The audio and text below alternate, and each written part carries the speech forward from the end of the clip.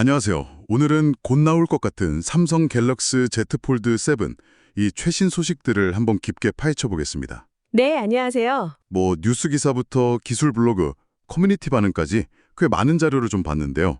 이걸 토대로 Z 폴드 7의 어떤 점이 바뀌고 또 이게 실제 사용자 경험에 어떤 영향을 줄지 거기에 좀 집중해 보려고 합니다. 아, 좋습니다. 특히 그 펼쳤을 때 두께가 4.5mm까지 얇아진다는 소문 있잖아요.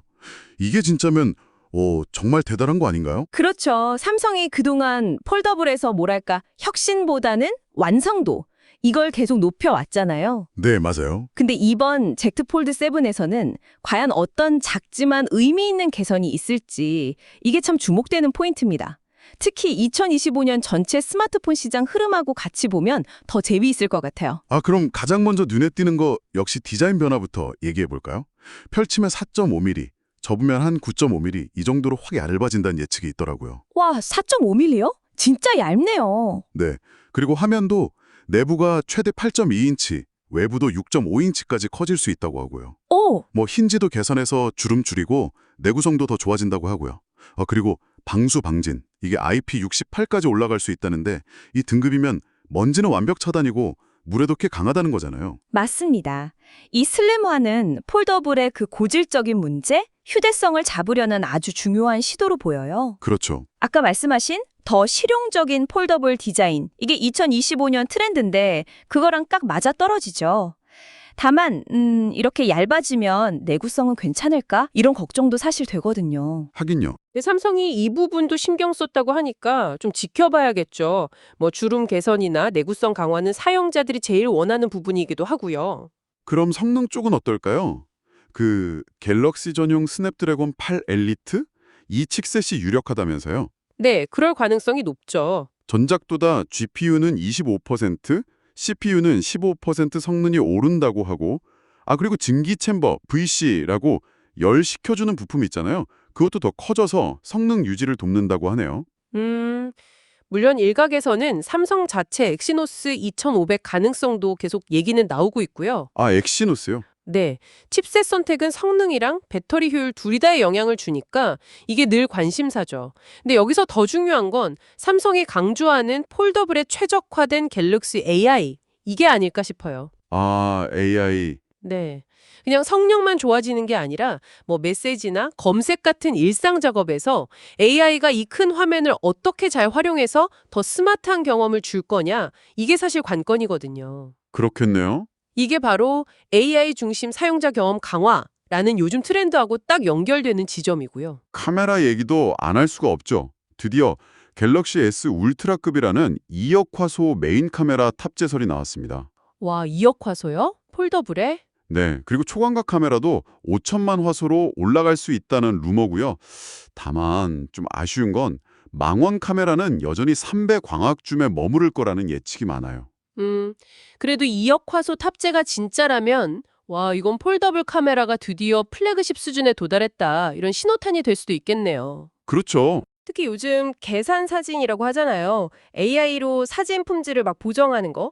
그 기술이 얼마나 정교해질지가 중요합니다. 맞아요. 삼성이 직접 울트라 경험 이런 말까지 썼으니까 카메라 성능 향상 폭은 좀 기대해 볼 만해요.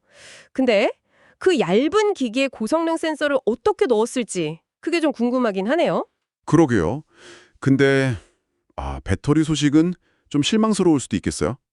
배터리. 네, 전작하고 똑같이 4400mAh 용량을 유지할 가능성이 높고 충전 속도도 유선 25W 그대로일 거라는 얘기가 많아요.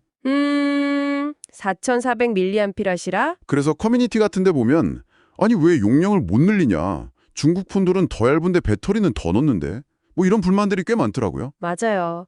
배터리는 정말 폴더블 사용자들이 오랫동안 좀 개선해달라고 했던 부분이잖아요. 네, 그렇죠. 경쟁사들은 막 더 큰 용량, 더 빠른 충전 내세우는데 삼성이 이번에도 용량 대신에 칩셋 효율이나 소프트웨어 최적화, 이걸로 배터리 시간을 좀 벌어보려는 전략일 수도 있어요. 그럴 수도 있겠네요. 근데 사용자들의 그 배터리 불안감, 이걸 해소하기에는 좀 부족하다, 이런 지적이 나올 수밖에 없죠. 하긴 S펜 지원 방식도 뭔가 바뀔 수 있다는 얘기가 있던데요.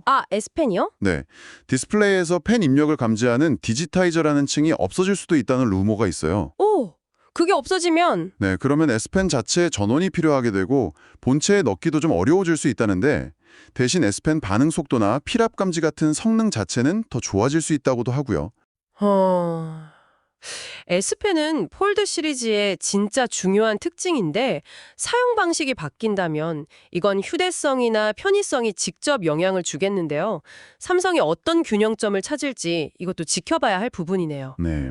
자, 그럼 출시 시기는 언제쯤일까요? 보통 7월쯤으로 예상하죠. 네, 여름 언팩 행사 때 공개될 가능성이 높죠. 가격은 이전 모델하고 비슷하게 한 1,899달러, 우리 돈으로 한 220만 원대부터 시작할 가능성이 높다고 하고요. 색상이나 저장 용량 옵션도 뭐 다양하게 나오겠죠. 그렇죠.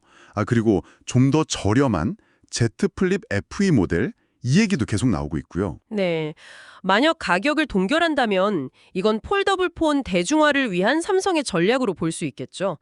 FE 모델 가능성도 가격 선택의 폭을 넓혀서 경쟁이 점점 심해지는 시장에서 점유율을 지키려는 그런 시도로 해석할 수 있고요. 자, 그럼 정리를 좀 해볼까요? 갤럭시 Z 폴드 7은 훨씬 얇고 가벼워진 디자인, 더 커진 화면, 그리고 강력해진 성능, 여기에 어쩌면 대폭 향상된 카메라까지 기대해 볼 수 있겠다. 네. 다만 배터리 용량은 여전히 좀 아쉬움으로 남을 수 있겠네요. 그래서 만약 당신이 새로운 폴더블 폰을 지금 고민하고 있다면 이런 변화들이 당신의 사용 스타일에 잘 맞을지 이걸 잘 따져보셔야 할 것 같아요. 맞습니다.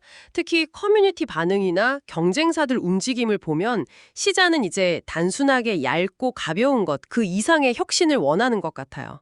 특히 체감할 수 있는 배터리 개선, 이걸 강하게 원하고 있거든요. 그렇죠. 배터리가 정말 중요하니까요. 네. 과연 이번 Z 폴드 7의 여러 개선점들이 이런 시장의 기대를 딱 충족시키고 폴더블 시장에서 리더십을 더 굳힐 수 있을까요? 아니면 사람들은 이제 더 근본적인 변화, 예를 들면 뭐 완전히 새로운 배터리 기술이라던가 그런 걸 기다리고 있는 걸까요? 정말 궁금하네요. 이건 뭐 곧 있을 공식 발표를 통해서 확인해봐야 할 일인 것 같습니다.